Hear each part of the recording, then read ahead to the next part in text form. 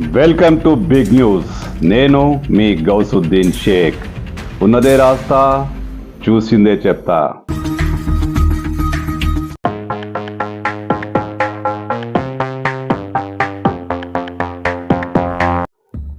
మంచు మనోజ్ నుంచి జల్పల్లిలోని మంచు టౌన్ చేజారిపోతుందా?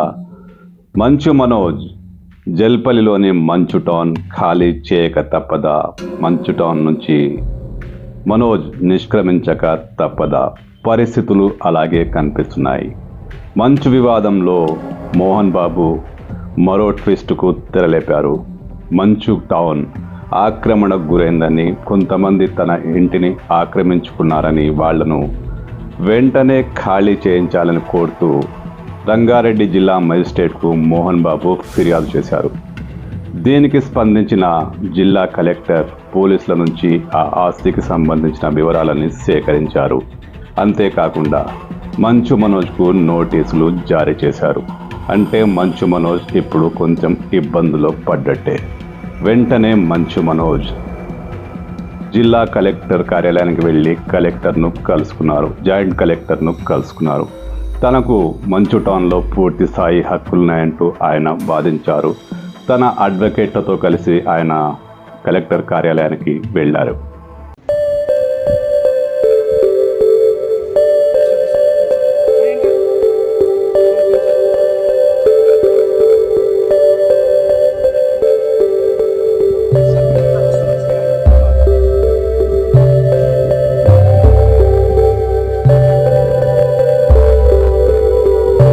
మరోవైపు మోహన్ బాబు కూడా అంతే పట్టుదలతో ఉన్నారు. మంచు మనోజ్ను ఎట్టి పరిస్థితిలో ఖాళీ చేయించాల్సిందేనంటూ ఆయన పట్టుబడుతున్నారు.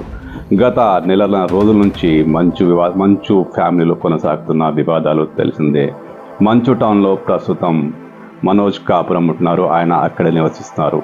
మోహన్ బాబు తిరుపతిలో ఉంటున్నారు. అయితే ఇది మోహన్ బాబు ఆస్తి. తన ఇంటిని ఖాళీ చేయాల్సిందేనంటూ ఆయన పట్టుపడుతున్నారు.